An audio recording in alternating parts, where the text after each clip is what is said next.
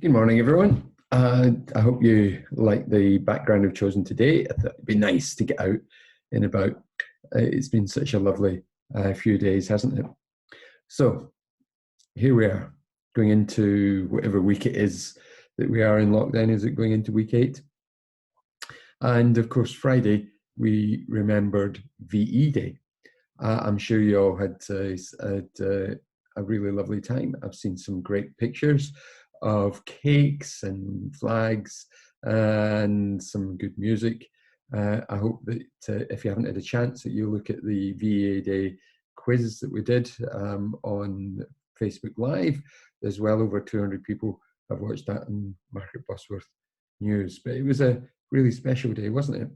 And as I was thinking about what will we say this Sunday, struck me obviously the analogy of the war comes to mind. And of course, newspapers are incessant, aren't they? They want to tell us that to invoke the spirit of the Blitz, that this is a time for us all to pull together and have a common cause, a joint enemy, and the enemy, of course, is the virus. But VA Day was not just a day for celebrating, which is fantastic, but also a day for looking forward, a day when we were looking forward to the United Nations, to Christian Aid, to the foundations a couple of years later of the NHS, to which we're all eternally grateful today. It's important to celebrate victories, but it's also vitally important to think of a plan for what's to come. And so as we get to this day where we're all going to be tuning in, first of all, to hear Boris Johnson tell us what's happening next as a country, but also I hope afterwards at 8 o'clock that you'll tune in to the Baptist Union on YouTube. There'll be a link on the rock, and we'll be hearing some really good news from there as well. So what is to come, and what do we celebrate? As it happens, in our family, we've been looking a lot at the history, the family history of my granddad, who was Major Tom Marshall, acting colonel at the end of the war in 1945. And we could quite easily get his army records up till 1939, when at that stage he was a regimental sergeant major in the Gordon Highlanders, having served for 25 years. He was about to retire. Of course, he didn't retire when the war broke out. And then he disappears in terms of the army records that we have so far, at least the regimental records. And we're looking into getting hold of his war records, because we're all pretty sure that my granddad joined special operations. And we know that he trained Odette. There was a movie on just last week about her, the most decorated female spy in World War II. And we're also pretty confident that he served behind enemy lines in Yugoslavia, probably with Odette's husband-to-be, a Major Howes. They were both Gordon Highlanders. And the future part, as far as I can understand, is what he was doing there, because he wasn't primarily fighting against the Germans.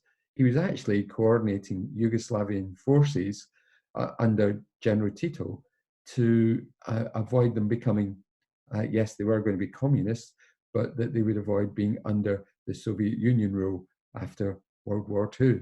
So he's a really interesting character, and I'd love to find out more. He died just before my 5th birthday. In part, the reason I think that I'm so interested in it is because we are so different. Our views on politics and certainly our views on war would have been really different. I wonder sometimes what he'd think of his grandson today.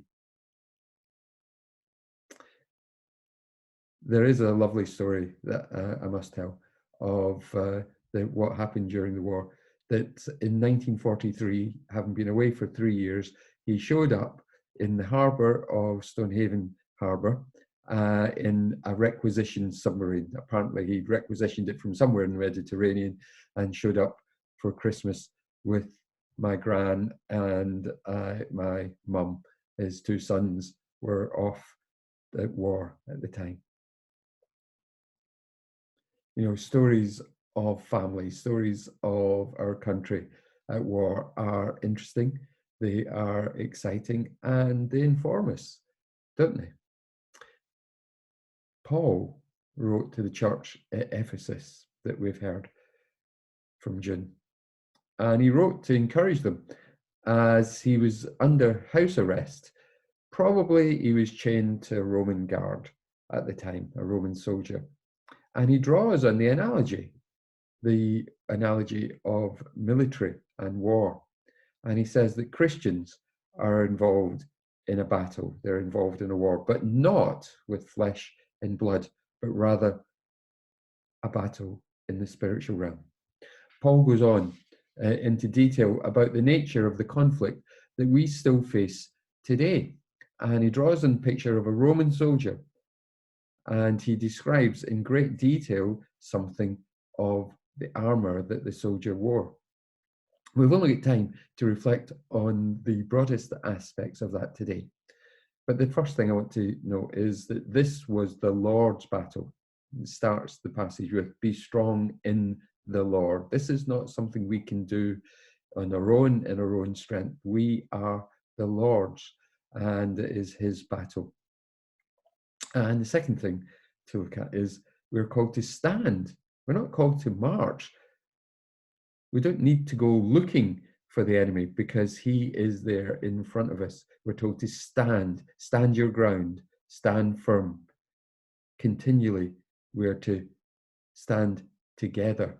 And that's really important as a church, that we stand together. One of the real dangers of the events that have happened are what we call self-isolation.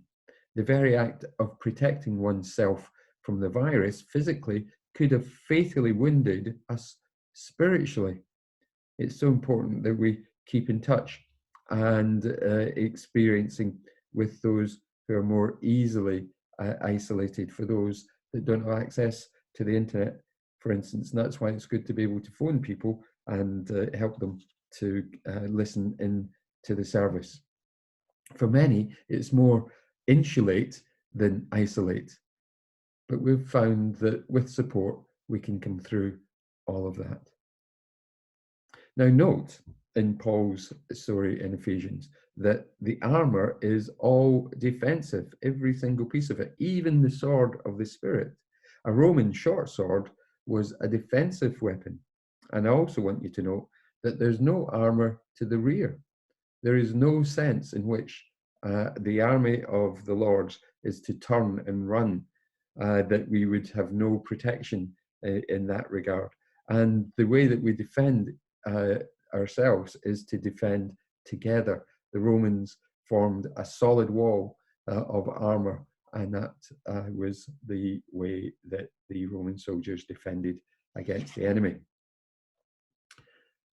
And then we've already said that our battle is a spiritual one, not against flesh and blood, but rather against the spiritual. And so we engage the enemy in prayer. Just as we're told 3 times to stand, we're told 3 times to pray. We're told to pray in all sorts of ways. Pray in all kinds of prayers, which some people have the acronym ACTS, A-C-T-S, adoration, confession, thanksgiving, and supplication, or our needs. Paul draws away at that point from the military to the diplomatic. I don't know if you watched the Battle of the River Plate yesterday as a movie, but it really explored the interaction between diplomacy and military force. When there was, at the very beginnings of the Second World War, there were 3 ships of the Royal Navy, smaller ships, that trapped the Graf Spee, and it ended up being trapped in the harbour of Montevideo in Uruguay. And at that point, the diplomats got involved in. Together, they had a great triumph, which boosted morale at that time. Paul draws on the metaphor of being diplomatic, that we are the Lord's messenger, that we are an ambassador. And the purpose of that is that we might make the mystery of the gospel known. And he encourages us to pray for him as he makes the mystery of the gospel known. Paul is preparing the church by this letter for the future. And he prays for us and encourages us to pray for him, that he might be fearless in taking his message to the people. We today, under lockdown, are indeed in that same situation, that we are in some sense an ambassador in chains, and we are called to pray to make the mystery of the gospel known. So just leave us today with that call, that in different ways, for the moment, we are in chains, but we're called to make the gospel mystery known. And as we come out of lockdown, whenever that is, whether it's next week, I don't think it will be, or whether it's in a month's time or 6 months' time, that we seek to share the beauty of the gospel that frees us from those chains. Hope to see you soon. God bless. Bye.